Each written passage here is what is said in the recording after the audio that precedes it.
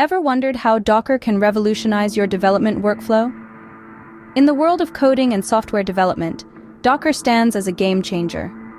It's a tool designed to make it easier to create, deploy, and run applications by using containers. These containers allow a developer to package up an application with all of the parts it needs, like libraries and other dependencies, and ship it all out as one package. Intrigued yet? Stick around to discover how Docker can streamline your development process. So, what exactly is Docker? You may have heard about Docker, but let's delve into the basics. Docker is a platform that uses operating system-level virtualization to deliver software in packages known as containers. Picture a shipping container. It's a standard unit that can hold a variety of goods. Similarly, Docker containers can hold all the components of an application, including the code, runtime, system tools, libraries, and settings.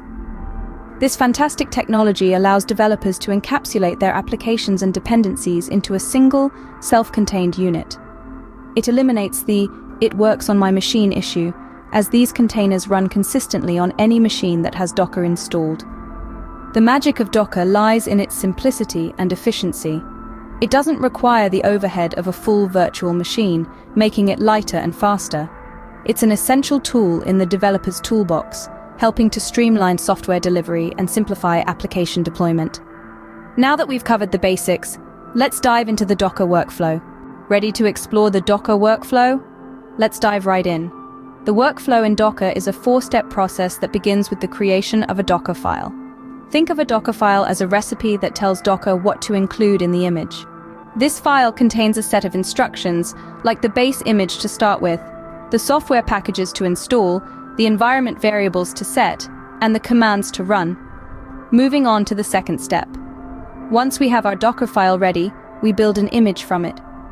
This is done using the docker build command, which takes the Docker file as input and creates an image.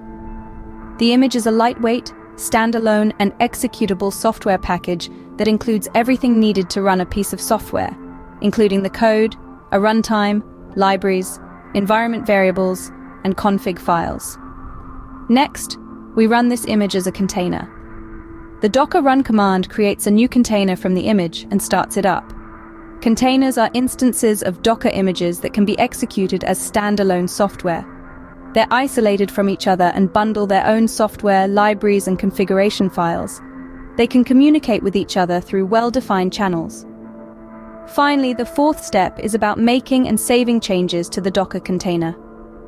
Any changes we make while the container is running are only saved when we explicitly commit those changes, creating a new image. This new image can then be used to launch new containers with the updated setup. It's important to note that Docker's workflow is iterative.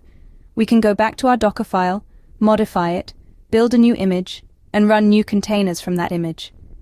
This makes Docker a powerful tool for continuous integration and deployment, allowing developers to iterate quickly and deploy software reliably.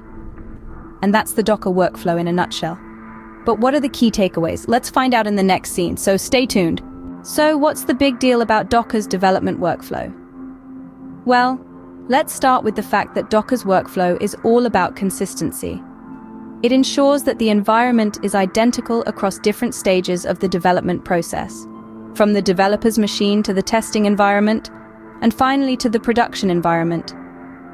This consistency eliminates the all-too-familiar "it works on my machine" syndrome and makes the development process smoother and more predictable. Next up is Docker's efficiency.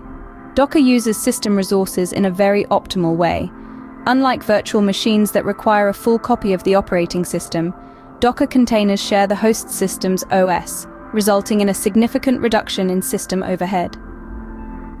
This makes Docker a highly efficient tool, especially when you're dealing with multiple applications or microservices.